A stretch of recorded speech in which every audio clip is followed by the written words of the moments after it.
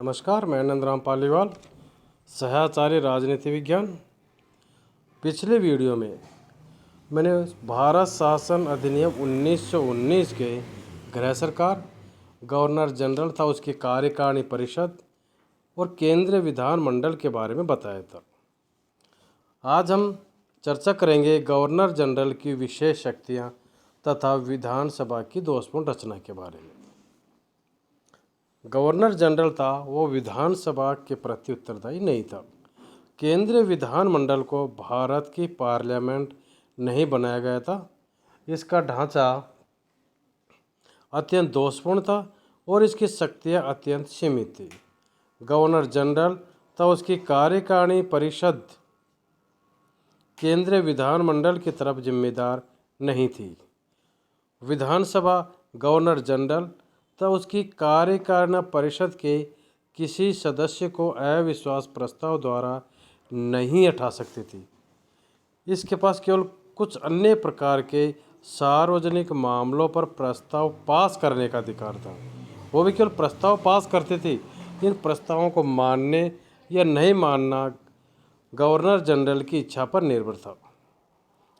Governor general के कानूनी अधिकार, जैसे कि आपकी स्क्रीन में दिखाई दे रहा, पहला वह किसी बिल अथवा इसकी किसी धारा पर विचार या संशोधन करने से केंद्रीय विधानमंडल को रोक सकता था। कब रोक सकता था? जब उसकी नज़र में भारत के किसी भाग की शांति अथवा सुरक्षा को खतरा उत्पन्न होता हो। नंबर 2, गवर्नर जनरल किसी प्रश्न या पूरक प्रश्न का उत्तर देने से इनकार कर सकता था या इसको मना कर सकता था।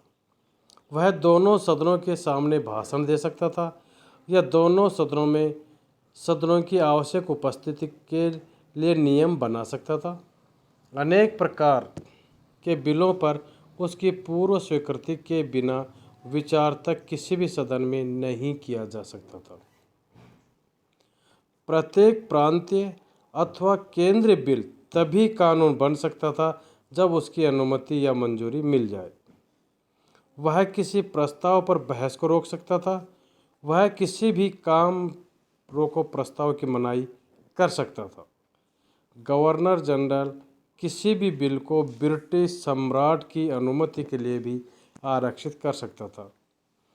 यदि सरकार किसी बिल को सदन में पास करवाना चाहती थी और दोनों सदन उसे स्वीकार कर दे तो गवर्नर जनरल उस बिल को अपनी विशेष शक्ति द्वारा कानून में तब्दील कर सकता था। 1923 में भारतीय राजाओं की रक्षक अधिनियम और 1925 में वित्तीय विधेयक इसी तरह कानून बनाए गए। दोनों सदनों के इनकार करने पर जो बिल इस प्रकार बनाए जाते थे उनको रद्द करने की शक्ति केवल ब्रिटिश पार्लियामेंट तथा ब्रिटिश सम्राट सहित मंत्रिमंडल को थी। इससे स्पष्ट होता है कि केंद्रीय विधानमंडल का गवर्नर जनरल पर कोई प्रभावशाली नियंत्रण नहीं था। गवर्नर जनरल कानूनी क्षेत्र में अपनी मनमानी कर सकता था। वह विधानसभा की तरफ उत्तरदायी नहीं था। दूसरी शक्ति, अध्यादेश जारी करने की शक्ति। जब केंद्रीय विधानमंडल का अधिवेशन न हो रहा हो और उस समय यदि कोई संकटकालीन स्थिति गवर्नर जनरल के सामने आ जाती थी तो उसका सामना करने के लिए वह विशेष आदेश जारी कर सकता था जो 6 महीने के लिए पहले जारी किए जा सकते थे, परंतु बाद में 6 महीने और अधिक आवश्यकता पड़ने पर बढ़ाए जा सकते थे। इन विशेष आदेशों को अध्यादेश कहा जाता था। अब गवर्नर जनरल की वित्तीय शक्तियाँ। गवर्नर जनरल को जहाँ अपन ने चर्चा की वो कानूनी शक्तियाँ प्राप्त थी, वहाँ उसे काफ़ी वित्तीय शक्तियाँ भी प्राप्त थी। बजट के बनाने पर गवर्नर जनरल का पूरा नियंत्रण था। गवर्नर जनरल की आज्ञा के बिना बजट विधानसभा या राज्यसभा के सामने नहीं रखा जा सकता था। बजट 2 भागों में बांटा जाता था। पहले भाग में सरकार के आवश्यक खर्चे रखे जाते थे। ये कुल खर्चों का 85% होता था। यानी कुल खर्चों का 85% केवल सरकार के आवश्यक खर्चों के लिए रखा जाता था। इस पर केंद्रीय विधानमंडल केवल सुझाव दे सकता था, परंतु उसकी स्वीकृति की आवश्यकता नहीं थी। शेष 15% खर्चे बजट के दूसरे भाग में रखे जाते थे। इनके लिए विधानसभा की मंजूरी ली जाती थी, परंतु यहाँ भी गवर्नर जनरल को विशेष शक्तियाँ प्राप्त थी। यदि विधानसभा किसी मांग को अस्वीकार कर दे तो गवर्नर जनरल अपनी विशेष शक्ति द्वारा उस मांग की मंजूरी दे सकता था। यदि सरकार की इच्छा के विरुद्ध विधानसभा किसी सरकारी मांग या खर्चे में कोई कटौती कर देती थी तो गवर्नर जनरल अपनी विशेष शक्ति द्वारा उसको पूरा कर सकता था। ऐसा करते समय वह ये कह सकता था कि उसकी विशेष जिम्मेदारियों को निभाने के लिए ये खर्च आवश्यक है। इससे स्पष्ट होता है कि गवर्नर जनरल ही वित्तीय मामलों में सर्वेसर्वा था और केंद्रीय विधानमंडल, विधानसभा और राज्यसभा तो उसके सामने बिल्कुल आसक्त थे। अब प्रांतीय सरकार के ढांचे में परिवर्तन, कि प्रांतीय सरकार के ढांचे में किस प्रकार का परिवर्तन किया गया। प्रांतों के लिए दोहरा शासन लगाया गया।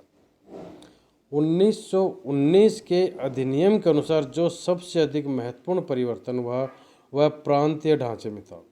प्रांतों में दोहरा शासन जारी किया गया। अंग्रेजी में दोहरे शासन को डायरकी कहा जाता है।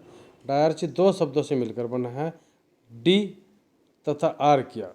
डी का अर्थ दो और आर्किया का अर्थ शासन। इस तरह से इसका अर्थ है दो शासकों का शासन या दोहरा शासन।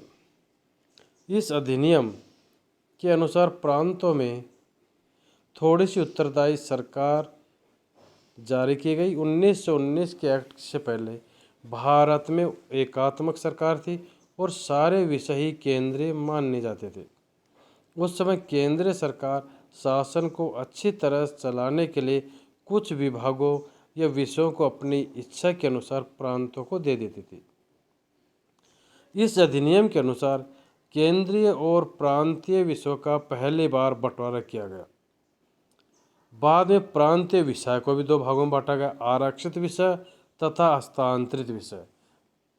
प्रांतीय विषयों को केंद्रीय विषय अलग है, जो प्रांतीय विषय थे उनको दो भागों में बांटा गया। उनमें एक आरक्षित विषय तथा हस्तांतरित विषय।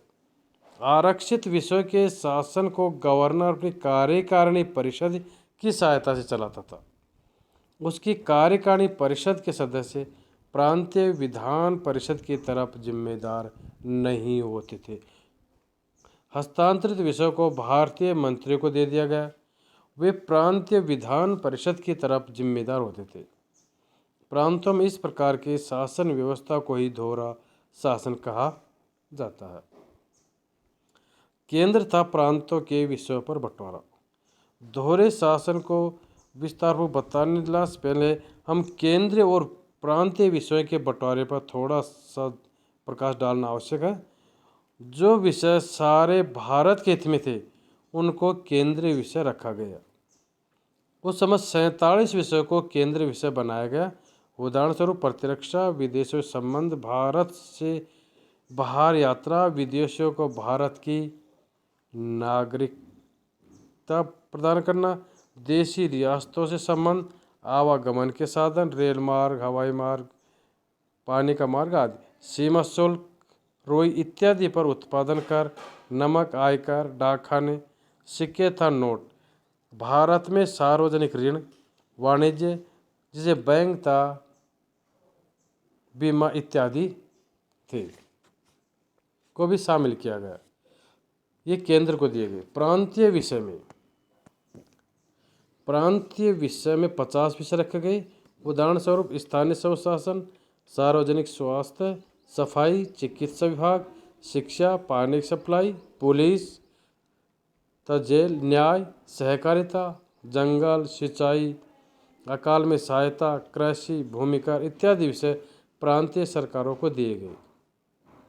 यह भी व्यवस्था की गई कि यदि गवर्नर जनरल तथा उसकी परिषद किसी भी केंद्रीय विषय को स्थानीय हित का घोषित कर दे तो उस विषय पर प्रांतों को कानून बनाने का अधिकार हो जाएगा। इस अधिनियम में यह भी कहा गया है कि जो विषय सूची में शामिल किए गए उन सब पर कानून बनाने का, जो विषय सूची में शामिल नहीं किए गए यानी शक्तियों का बंटवारा, केंद्रीय सूची और राज्य सूची, लेकिन कुछ ऐसे विषय रह गए जो शामिल नहीं गए सूची में, उन सब पर कानून बनाने का अधिकार केंद्र को होगा। इसका यह अर्थ है कि शेष विषयों पर कानून बनाने की शक्ति केंद्र को दे दी गई। जब कभी यह विवाद उत्पन्न हो जाता था कि कोई विषय प्रांतीय है अथवा केंद्रीय, तो उस समय गवर्नर जनरल का निर्णय अंतिम माना जाता था और गवर्नर जनरल को यह शक्ति थी।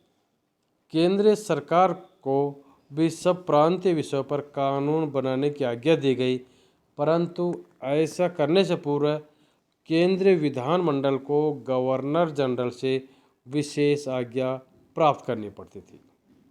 1919 के अधिनियम के अनुसार केंद्र तथा प्रांतों में विषयों का बंटवारा कोई शक्ति नहीं था। गवर्नर जनरल को इस बारे में काफ़ी शक्तियाँ प्राप्त थी, क्योंकि विषयों के बंटवारे के बावजूद केंद्र में संघात्मक सरकार की स्थापना नहीं की गई, क्योंकि जहाँ पर शक्तियों का बंटवारा होता है वहाँ संघात्मक सरकार होती है। केंद्रीय सूचियों पर कानून बनाने का अधिकार संघ सरकार को होता है और प्रांतीय विषयों पर कानून बनाने का अधिकार प्रांतों को होता है। लेकिन इन सब के बावजूद भी भारत में केंद्रीय शासन व्यवस्था रखी गई, एकात्मक शासन व्यवस्था रखी गई। केंद्र में 1919 के अधिनियम के अनुसार एकात्मक सरकारी थी। इस एक्ट के अनुसार केंद्र और प्रांतों में शक्तियों के बंटवारे के लिए कोई समवर्ती लिस्ट नहीं बनाई गई। अब पहला विषय प्रांतों की आरक्षितता व हस्तांतरित विषयों का बंटवारा। इसके बारे में चर्चा अपने अगले वीडियो में करेंगे।